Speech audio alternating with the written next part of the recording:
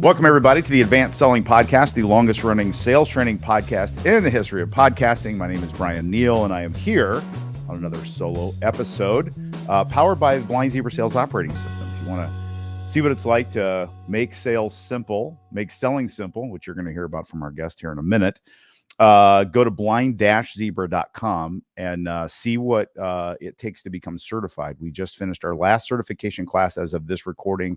That gives us about 21, it has exactly 21 certified coaches. This is a corporate thing, though, so it's not a personal thing. So I know I've mentioned that to you all in the podcast in the past. So your company pays for it, which is kind of cool, and then your sales teams run on it. It's the Blind Zebra Sales Operating System. It's all about making things simple and easy for you, easy to coach, easy to manage, more importantly, easy for your customers. So Blind Zebra Sales Operating System, find out more at blind-zebra.com. Now, Bill and I have been podcasting. It'll be 18 years in November. And since then, a lot of podcasts in the sales world have come and gone. Several have shown up, few stay.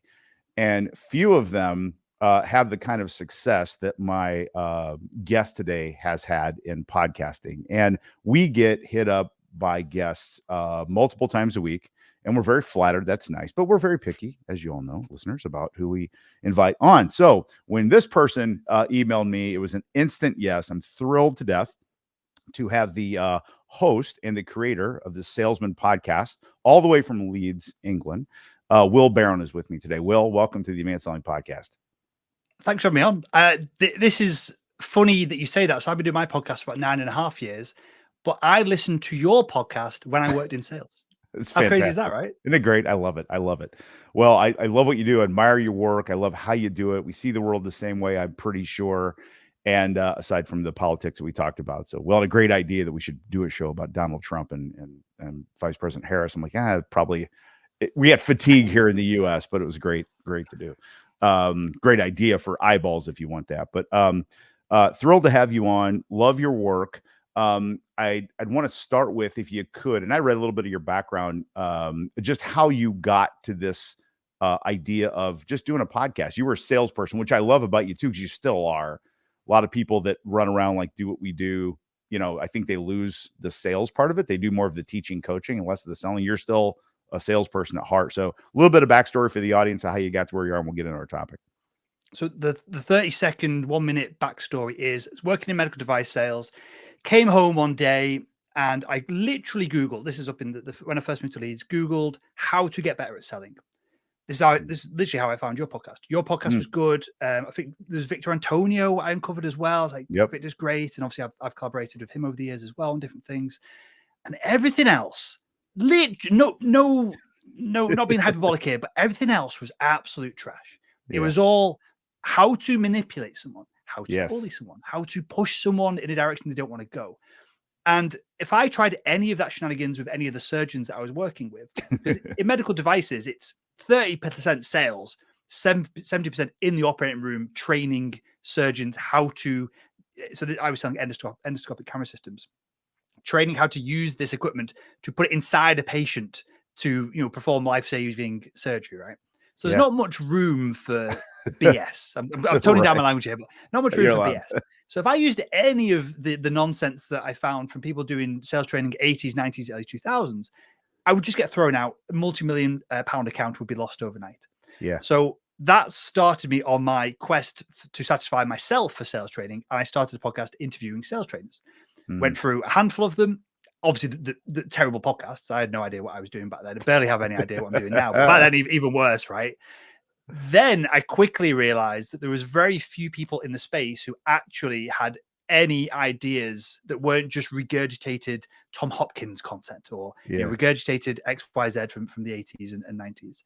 So then I started interviewing people that I thought were high performers in other spaces who might have insights that I can not dilute, but to kind of dissect into the world of sales. So I interviewed Formula One racing drivers, a NASCAR driver, Olympic athletes, an astronaut, a UFC fighter, special forces operatives, all kinds of genuinely crazy people.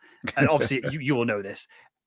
Having them sit down on the podcast and having to explain why they're on a sales podcast when the publicist had booked them on it without them realizing. That was another kind of challenge to sell them on the idea that they should continue the conversation for another 40 minutes, but it seems absolutely irrelevant. But it isn't irrelevant, when you tie it all together. But I started doing the podcast, then eventually people started asking for training, and so I just distilled some of the training that I'd learned and was implementing, and that became the first training product, and kind of haven't looked back since then. So that's the short and sweet version of it. So I love this. And I also read in your bio, so it's at some point, and it's a little deep on it, but your mom was sick, right? Mm-hmm. And you had to try to find a way to do your job and take care of your mom at the same time. So you had a deeper motivation past, just being a good sales guy, which I also thought was very noble. I think sometimes we're just out chasing money as salespeople. And the fact that you were driven a little bit by a personal situation, to find a better way to do it was very noble. So Mum's passed away now, and it was a long. She had cancer for 9 years, and so she was a survivor technically. But yeah, I found out she had cancer. We plodded on, did the best we could, and then she had a heart attack. I quit my sales job the day I just drove home from. This is when I lived back down south. And then I moved. Then I switched over to the biggest competitor to the company I was working with prior, and they both own 49% of the market share. So it was financially, it was a good move for me because there was some. I don't want to get sued. There was benefits to knowing both sides of the product spectrum, right? Very fair. But yeah, that stuff like that, we all go through it, but it does bring it back home. And this is something that I say on all the podcasts when I'm training people as well. The goal of your sales role is to make as much money as possible, invest it, do whatever with it, and then get out. I think very few people are suited for a 30, 40-year career in sales. Yes. So my philosophy of all of this is make some money, earn it the right way. The barriers to entry to make money in sales is far lower than starting a business, for example. The risks are a lot less. Get in sales. You probably weren't a 14-year-old young lad or girl going, well, I could be an astronaut or I could be a salesperson. So it's probably not your life's dream to be in this role. Get in, make some money, get out, do what you want to do on the back of it. And experiences like with my mum and other people and being ill and whatever it is, that then kind of cements that, because we're going quite deep in the first 5 minutes of the show. I know it's not really culturally different, but that's what we do around here at the Advanced Selling Podcast. But it's those kind of things then add importance to everything else. I think far too many people show up to the sales role, they struggle, they don't want to spend a bit of money on training, or they don't want my book's for free on the website. You don't have to pay me anything to get absolutely everything I know on sales. A lot of people just tread water if you're in sales, you need to go feet first, just dive right in, just absolutely kill it. And then people disagree with me on this, but I think make a ton of money, do it the right way, and then get the hell out of it while you still can. It's a grind, isn't it? It can be an absolute grind. Carrying a bag can be a grind, as they say. Mm-hmm. And this is a thing I think that's even cultural. We're going to get into some tactical things here in a second, but I want to talk about this. This is interesting. Like you said, I know the reason I got into sales is because I couldn't get into anything else. I was too dumb, and I went to business school, but too dumb for finance. I barely passed accounting, and the marketing. I worked for Procter & Gamble, but I wasn't good enough to get in the marketing side of P&G, where everything was like really fancy and all the smart kids were. So I kind of defaulted to selling, and I was so uncomfortable because I'm not an aggressive. I'm not a natural get everyone to do what I want them to do kind of person. I'm just like more of a nice, to bring people together, and inspire just by behavior, and to try to persuade and convince someone to do something in a very aggressive way was so against. I was miserable. I was just talking to my daughter about this, who just graduated from university here in the US. I got so stressed out. I was having panic attacks, and I had to go on Xanax for a minute when I was 22 from my sales job. To your point, this isn't about 40 years of that. You know what I mean? It's a grind. And oh gosh, you took me back there. It's crazy. So I love, because I think people try to find, they go, well, we got to have some purpose, and I sold toilet paper, which you could argue has some purpose, I suppose, for Procter & Gamble, but it wasn't like I was, wake up in the morning, like, I can't wait to get out there, and sell a truckload of Charmin, toilet paper. It wasn't there. So you got to find your purpose other places. Your family, freedom is a thing that I think people miss. And that's what you're talking about, Will, right? Isn't it? Sales can give you lots of freedom. I think I uncovered the freedom element of this Yeah. Again, we will certainly get practicals. I mean, that's the point of the show, right? We'll get there. But I read a Tony Robbins book. It was the first book I'd ever read as an adult. Now I read all the time, like read like a savage. I think that's important to my success. I can put so much of my success on the books that I've read over the years. But this is in my second sales role. I got fired from the first because I misplaced a decimal point on a 50,000 on a £5,000 order, and the honored it. So I was quickly ejected from that first sales role. So I wasn't on Xanax, but I was certainly feeling the pressure and the stress in that moment. And so it's in my second sales role, read the Tony Robbins book. I think it's called Awaken the Power Within. And the one thing I got, it took me a year to read it. Awaken the Giant Within, right? Awaken the Giant Within. Is that right? Yeah, good. I did all the exercises, went through it like a psychopath. And the one thing I took away from it was, I've got 2 priorities. The list of 10 that he makes you write as you go through the process. I've got 2, and they don't mix up very well. Yeah. It is safety and then adventure. Oh, wow. So safety is, I like to have X, 100,000 in an account that is just getting eradicated by inflation. Yeah. I like to just have it there just in case. I'm never going to spend 200 grand on anything, 300 grand. Right, exactly. I like to have it there. But then the adventure side of me is like, well, why are you running a business when you could be off doing this? And I do a bit of like light mountaineering. I do a lot of landscape photography. So I'll be up in Scotland this winter, up in the Cairngorms and the big hills and mountains up there. Wow. And those 2 things are incompatible. But what I uncovered on the back of that was great for building the financial safety net. But then also there are very few responsibilities if you are good at your job outside of that role. It's not like a business where you and I were all weekend I'm thinking about it. Client could call on a Sunday afternoon with a panic and emergency. Yes. If you're doing sales correctly, that's someone else's burden. That shouldn't probably be your burden, unless it's like you've got 2 accounts and you're doing high level account management. Yes. So I found sales was the perfect vehicle after reading that book to build the lifestyle that I wanted, and I can continue to kind of build moving forward, which is financial security. And that for me ticks most of the boxes from the security perspective. Yep. As I move towards, early retirement or wherever it is, and I say it all the time, I could retire early now, but then I'd start another business because I'd be bored. So what would you do? Exactly. It ticks that box, but then it gives you the freedom on the weekend.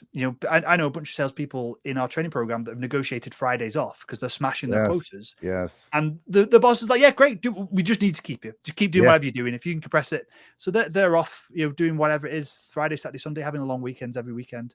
And the flexibility that you can get from you have to have success in your sales role, but all those perks come, and you can't get any of this. You can't get a lot of this in just a traditional job. Truth. Even your old customers, those physicians who used to do that work, they have to do their job, and they have to do it when they have to do it. They really don't have a lot of choice there. That's one of the things I love about selling. We have it so as part of our operating system, we have a personal business plan.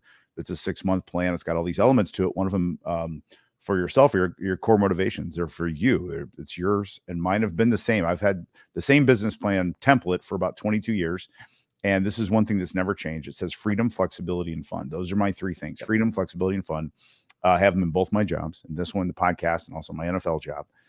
And it's fantastic. And there are not many professions that will allow the level of freedom and flexibility that selling does. So let's talk about this then. If I make a statement that I stole from a friend, which I did, and he stole it from his dad, and it's cliche, but it works. If sales is 90% process and 10% magic. Okay. My friend Tom Searcy, he owns a company called Hunt Big Sales here in Indianapolis, Indiana. Tom. I'm sure he's been on the show. Love Tom. Great guy. He said that to me years and years ago. He said he attributed it to his dad. Sales is 90% process, 10% magic. And here's the thing. I think training works on the 10%, not the 90. And I think we spend all this money on all these sticky, catchphrases, words, flips, reverses, even in email campaigns, headlines, this and that. That's all the magic stuff. And when I work with my clients, and we work with about 70 companies, I see close to 1,000 salespeople a month. It's all process where they're failing. It's not the magic part.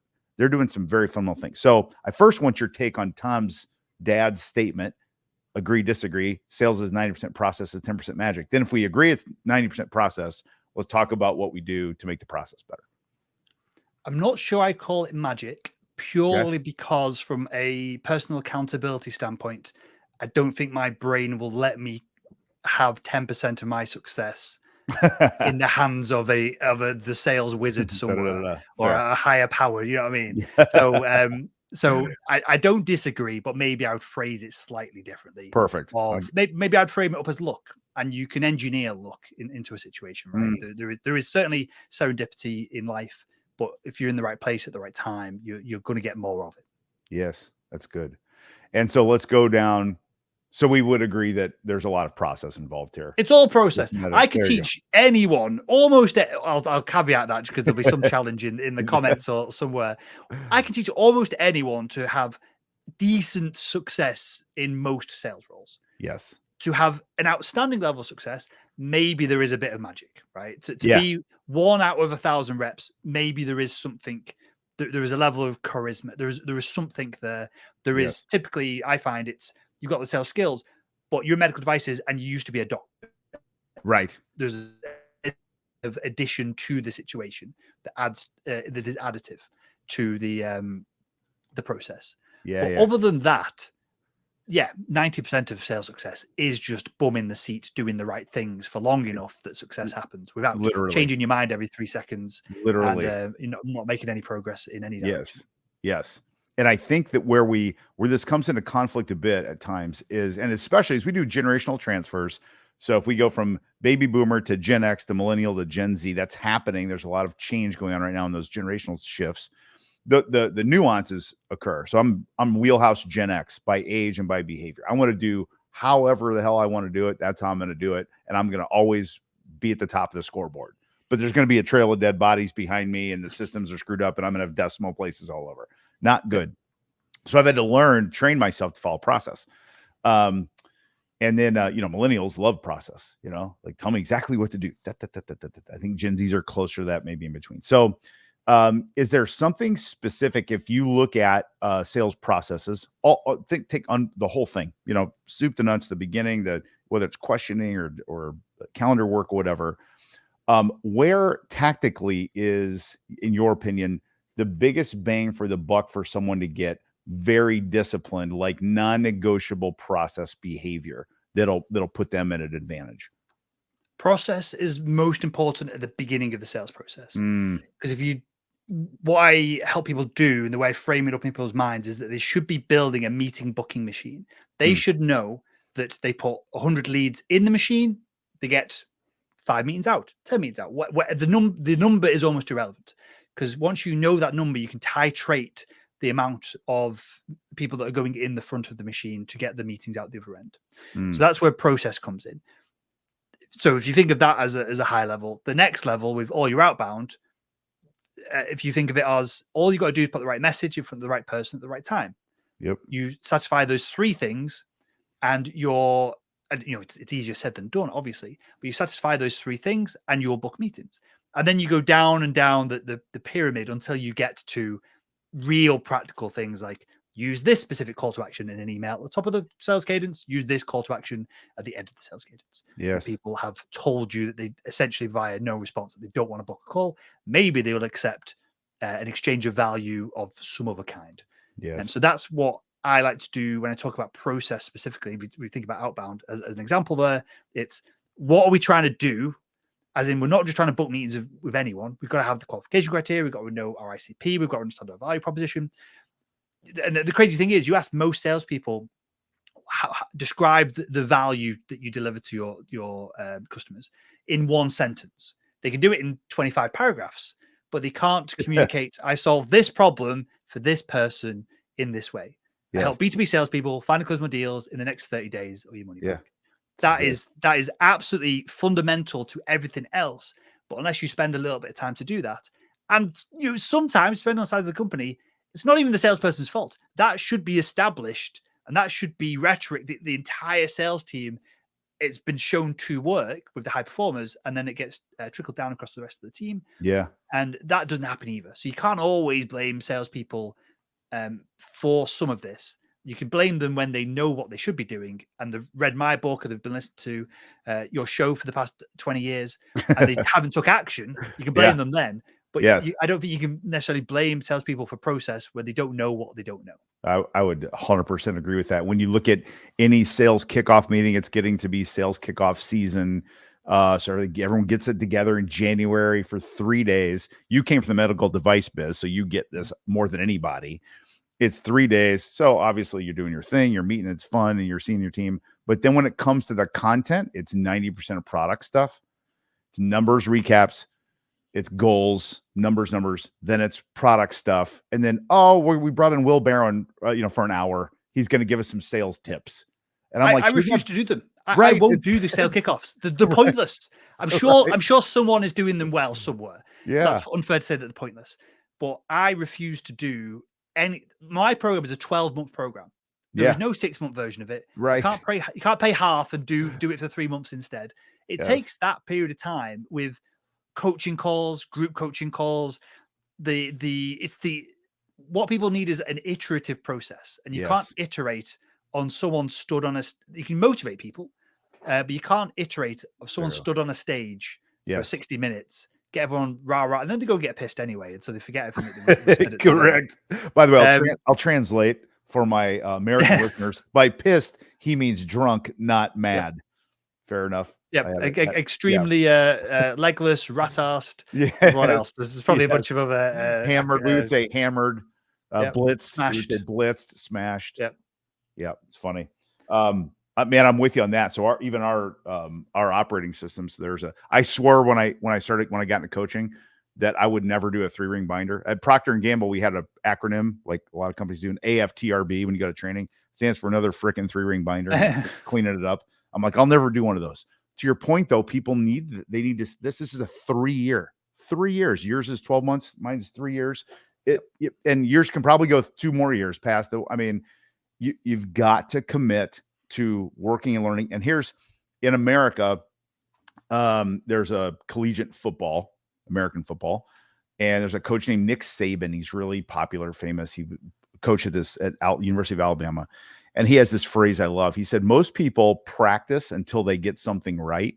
He said, we practice until we can't get it wrong. And I love the process. You have to master the tools. You don't just learn the thing like, oh yeah, I saw Will Barron talk. Yeah, he gave me a cool little tip that I thought was good. That's not it. I'm like, Will Barron taught me how to operate always for the rest of my life. And here's what I do. I do these. My goal is 124 open opportunities to put in the top of the funnel every month by the 28th. And then it's right. That's what you're talking about. It's great. And most people don't even know the numbers. Most people can't tell you how many opportunities have got to go into the meeting generation machine to book enough qualified calls to then translate to meetings into proposals, whatever, further down the line. Unless you know that, or at the very minimum, unless you have a hypothesis of what it is, so then you can test against it, right? Unless you have at least a hypothesis, you're just spinning your wheels. You're running around. You're probably working really damn hard. You're probably listening to this show, driving to work. You're pulling your hair out. You're stressed. You've not seen your wife or your husband as much as what you should be doing, or you feel like you want to. You're not had a proper holiday. And when you did have your holiday, you had your nose like stuck into your phone doing work emails across that period of time. Yeah. And all of that is resolved on the back end of 2 weeks worth of hard work. Yeah. And then you've got a process that it kind of works. Then a week later, it works a little bit better. And a week later, it works a little bit better. 12 months down the line, you know damn well how many hours you need to work to the hour to hit quota that year.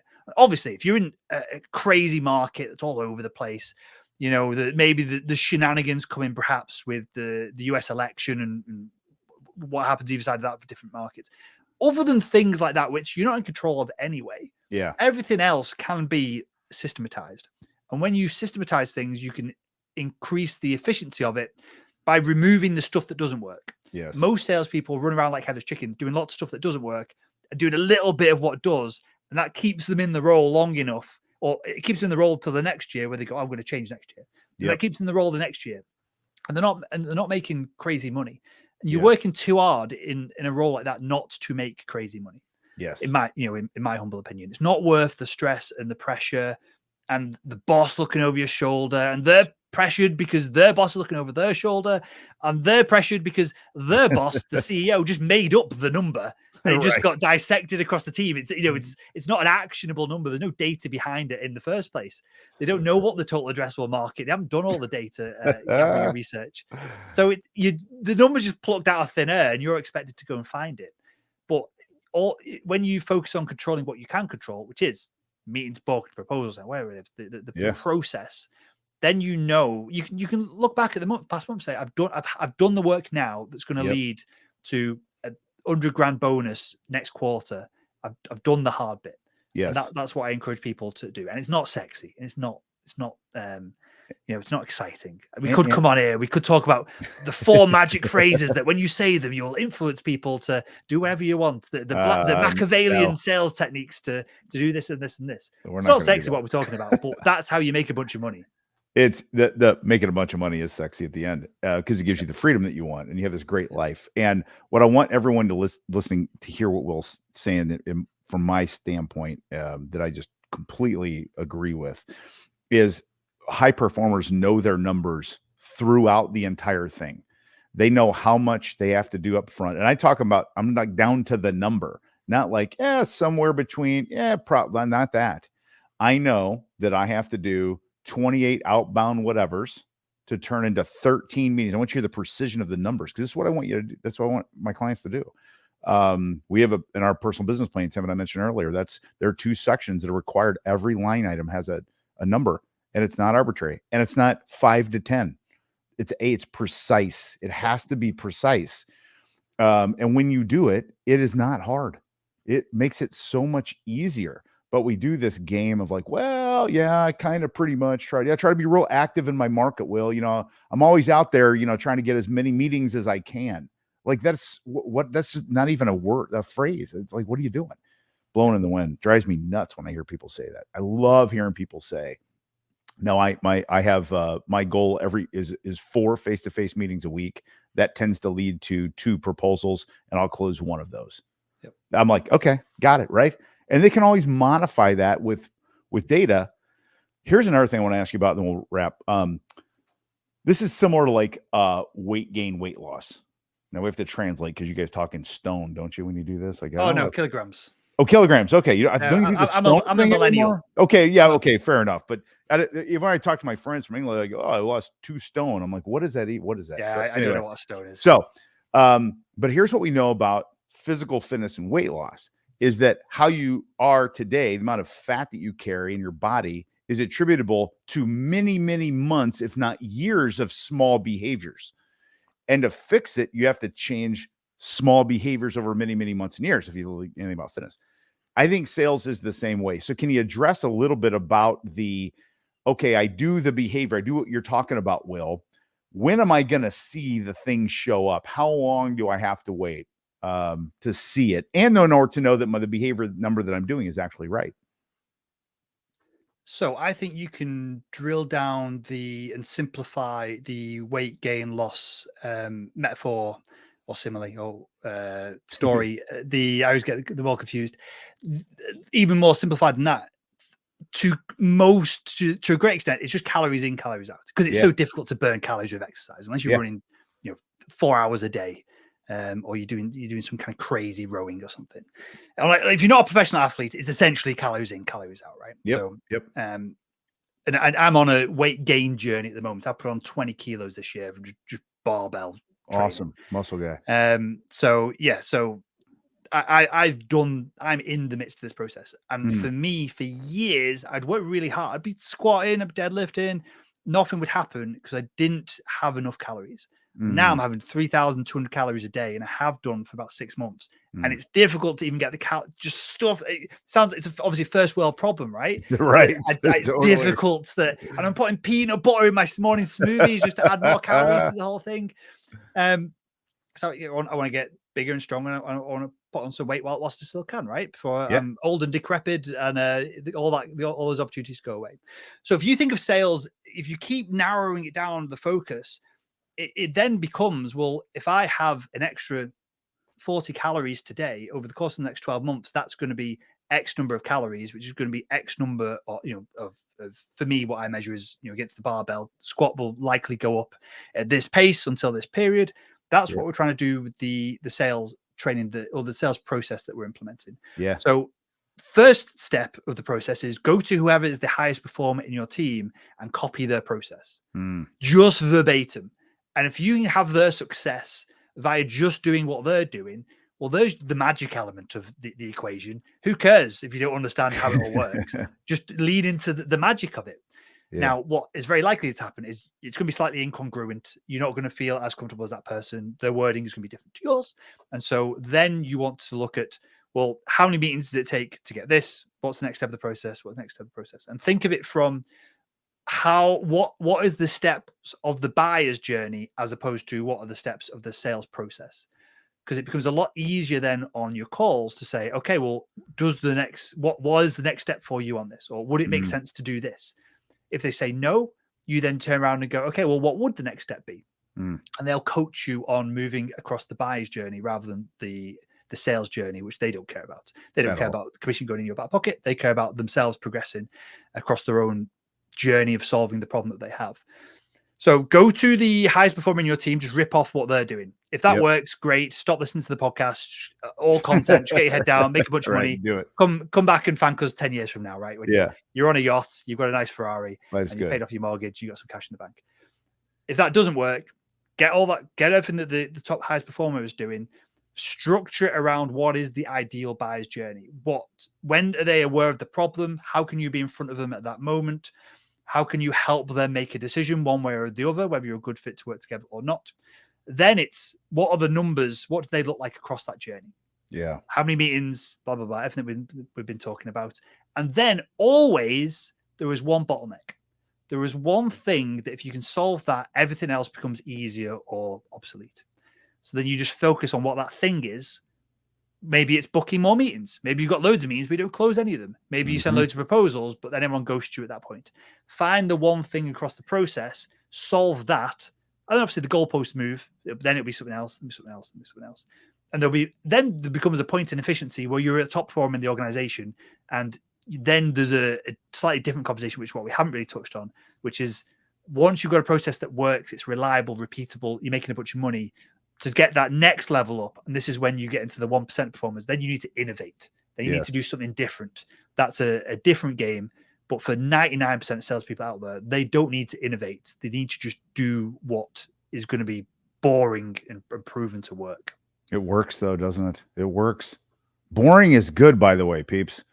I'm telling you, sometimes talked to a friend of mine, because I'm like you on a venture. I like to do stuff, stay busy. There's something to be said for living life just above boring. You know what I mean? It's really, really nice. That's fantastic. If anyone's listening to this and trying to dig, what am I finding here? I want you to listen to the element of precision that Will talks about in everything that he says around your process, because you think you have one. And I guarantee if you foot it to what Will just said, you need to hone it down and get numeric and very, very real and tactical, and then just do it. Just repeat it over and over, and it'll work. How can people find you, Will? Don't bother about finding me. Just go to salesman.com and download the book, the content. There's a free community on there. Literally everything that I know about sales. And from 1,000 podcast interviews, from training over 2,500 people in our salesman.com academy, it's all in the book. It's all for free. If you want to work with me, you can pay for me. You can pay me to help you implement it. But tens of thousands of people download the book and have success without any input from me. So go to salesman.com, download the book, ask your questions in the community. I'm in there every day. I'll answer some questions for you because I'm a sucker and I'll do a little bit of work for free. But if you then need help implementing it in a more serious manner, or there's some serious bottlenecks, or if you are assured that you can spend X and you're going to get 5-10 times that back in revenue, if you're in a role where there's that opportunity, then hit me up on the website and we can perhaps work together. That is fantastic, man. Hey, I love what you do. It's why you're here. I appreciate you so much. Keep doing what you're doing. If you haven't gone to blind-zebra.com to check out what it takes to become certified in the Blind Zebra Sales Operating System, which fits exactly to what Will is saying. It's all written for you. You don't even have to make this stuff up. I've already got it. You just got to fill in the numbers. Go to blind-zebra.com and get in touch with us about how to become a certified operations coach in the Blind Zebra Sales Operating System. That's it. We'll see you next time in the Advanced Selling Podcast.